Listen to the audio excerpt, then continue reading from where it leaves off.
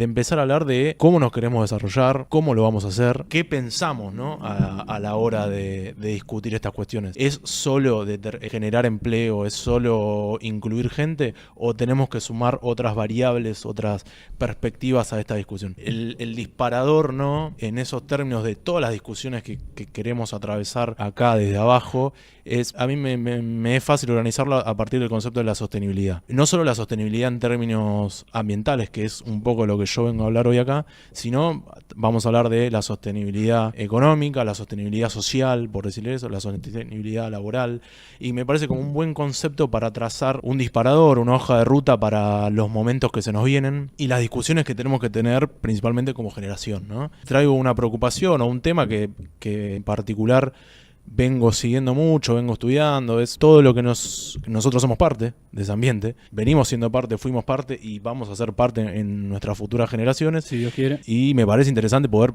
discutirlo también desde ese lugar, ¿no? La sostenibilidad actual y futura de la humanidad, de la Argentina y de el contexto tal cual lo conocemos, pero lejos de caer en un ambientalismo miope, perdón por esta definición, pero lejos de caer en un ambientalismo miope, me parece interesante poder discutirlo en estos términos, ¿no?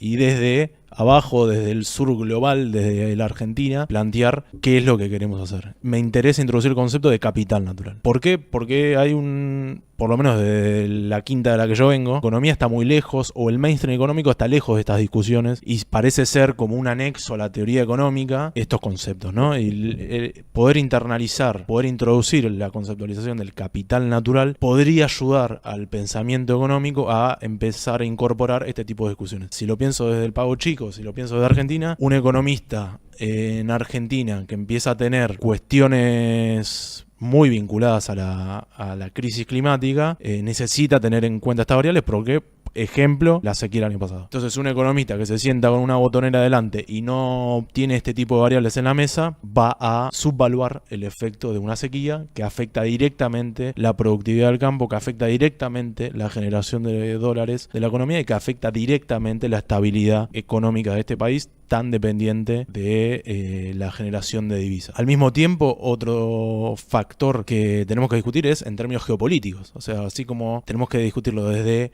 la performance económica, tenemos que discutirlo de lo geopolítico. ¿Por qué? Por el lugar que ocupa Argentina en términos globales y por cómo se da esa discusión. Primero, obviamente, esta discusión está dirigida desde los países desarrollados hegemónicos e imponen condiciones de todo tipo, a pesar de ciertos logros en las discusiones globales. ¿Cuál es el objetivo global?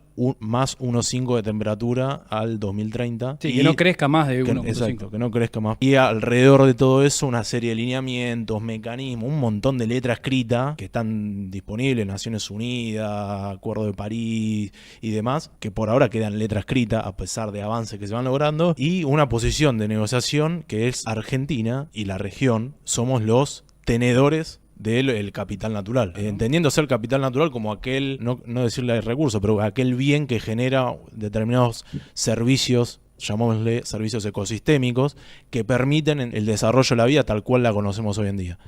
Entonces, la posición de negociación argentina, siendo tenedora del capital natural, es una posición interesante, por lo menos en esta discusión, y de la región sobre todo. Sería muy interesante poder lograr cierta posición regional, aunque en el corto plazo parece bastante complicada.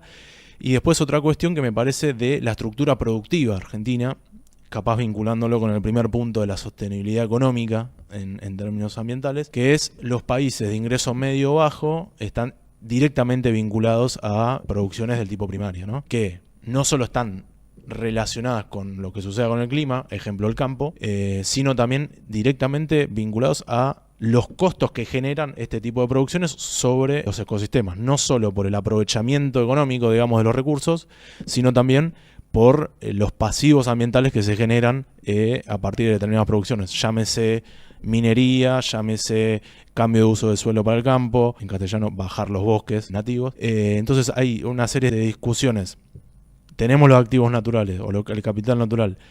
nuestro sistema productivo, productor de alimentos principalmente, absorbe todos los costos ambientales y eso no está reflejado en los beneficios que tenemos como sociedad de estar en esas condiciones. Entonces, ¿cuál podría ser una salida? Bueno, hay muchas discusiones alrededor de esto, hay muchos avances en los sectores productivos, pero la gran pregunta que está atrás es, bueno, ¿cuál es el rol que tiene que tener el Estado, digamos, en esta discusión? Si es un rol de esperar a que suceda, capaz un poco la mano invisible, como decíamos recién al comienzo del programa, o generar los incentivos para dinamizar este tipo de desarrollo. Bueno, el gobierno actual, además de prohibir hablar de estos temas en los documentos oficiales y demás, parecería ser que es más que suceda por los mecanismos de mercado, se van a generar los shocks necesarios y el capital va a responder por adaptación, digamos. Va a surgir algún factor tecnológico, alguna novedad tecnológica que vaya resolviendo las necesidades del sector productivo. Por otro lado, se podría decir,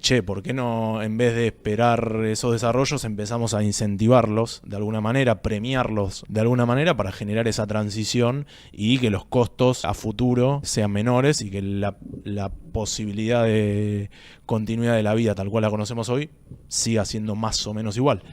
Bueno, esas son discusiones, esa es una discusión netamente política, se va a ir dando, yo entiendo, más a escala global que en el país y por una cuestión de necesidad. Las crisis climáticas ya son algo que son de cierta normalidad para nosotros y para todo el mundo y hay que ver qué consecuencias tenemos, por lo menos en el corto mediano plazo, en términos de sostenibilidad en nuestro país. Ahora, este tipo de discusiones hay que tenerla con datos en la mesa y salir un poco de como tratamos de hacer siempre acá, ¿no? De salir del tribuneo, de la chicana y demás y poder discutir en términos serios en un país que tenemos índice de pobreza alto, desempleos que empiezan a preocupar, un lugar determinado en la estructura global. Entonces, con ese contexto, capacidades que tenemos en nuestro país y entendiendo la posición relativa que tenemos en términos de disponibilidad de bienes naturales, me parece que ahí hay que trazar por lo menos una posición en términos de las discusiones de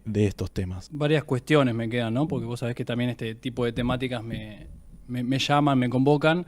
Lo que vos decías, Argentina es...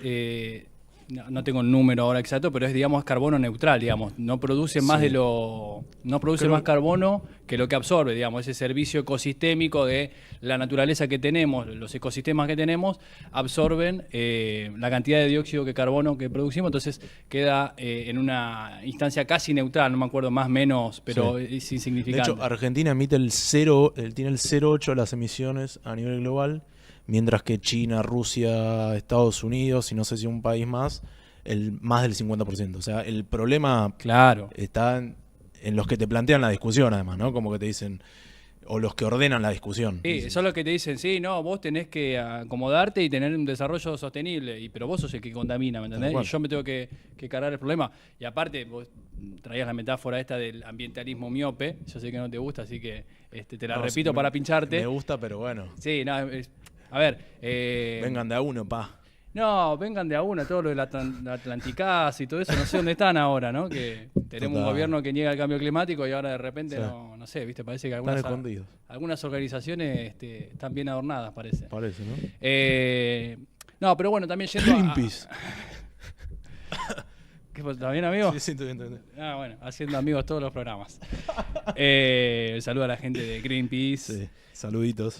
Pasa eso, la verdad que es llamativo, digamos, todas las organizaciones ambientales que se jactan de luchar y decir, hacer cosas por el ambiente y por los ecosistemas, de repente cuando hay un gobierno que niega el cambio climático, que agarra y dice, bueno, vamos a sacar todas las offshore posibles, que se explote todo, minería a cielo abierto para todo, vendemos el agua, el RIGI, todo, sacamos todo y yo no veo, viste, una pancarta de Greenpeace en ningún lado. No, citamos Greenpeace porque, bueno, ya la trajimos a colación, pero bueno, hay unas cuantas más, digamos, ¿qué está pasando acá? Y también es cierto lo que vos decías, en un país donde tenemos una pobreza tan grande y tenemos tantos problemas económicos, no podemos pensar en salir adelante sin trabajar, digamos, la tierra, sin producir, sin extraer petróleo, sin nada. O sea, obviamente que hay que ir hacia un esquema de transición energética y todo lo demás, pero mientras tanto tenemos que sacar a la gente de la pobreza. La premisa para mí es la transición y la sostenibilidad, ¿no? Como esos conceptos me parecen que tienen que ser los ordenadores de este tipo de discusiones, es plantearlo en términos pragmáticos, decir, che, loco, está todo bien, pero es esto que si vos, gobernar es crear trabajo.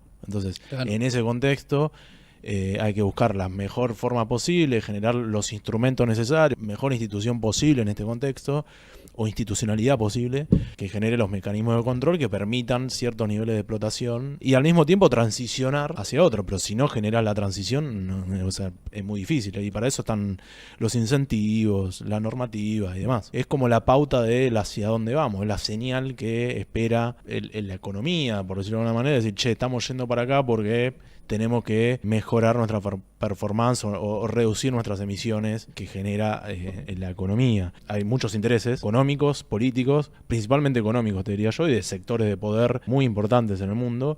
Pero, por ejemplo, en el año que viene, el 2025, como elemento tenemos que la Unión Europea deja de aceptar productos cárnicos que tengan como origen áreas deforestadas. Ahora, Okay. esa imposición, entonces, ¿cómo nos la impone la Unión Europea? Por las demandas de su sociedad, y nosotros que somos generadores de este tipo de productos, que nuestra estructura productiva es primaria, que no pudimos subir esa escalera del desarrollo en términos de chunk. Entonces empiezan a aparecer todas estas regulaciones paralancerarias, como se dice, que te empiezan a regular el comercio, ¿no? Entonces la capacidad tuya en términos de canasta exportadora de lo que podés comerciar con el mundo. Entonces, si se empiezan a debilitar nuestras capacidades productivas en sectores donde somos altamente competitivos, bueno, la performance nuestra en términos económicos va a ser cada vez más débil, ¿no? Vamos a generar menos dólares, básicamente. Entonces, si nosotros no tenemos la capacidad de discutir, de generar consensos y de tomar la posta en este tipo de discusiones, vamos a quedar relegados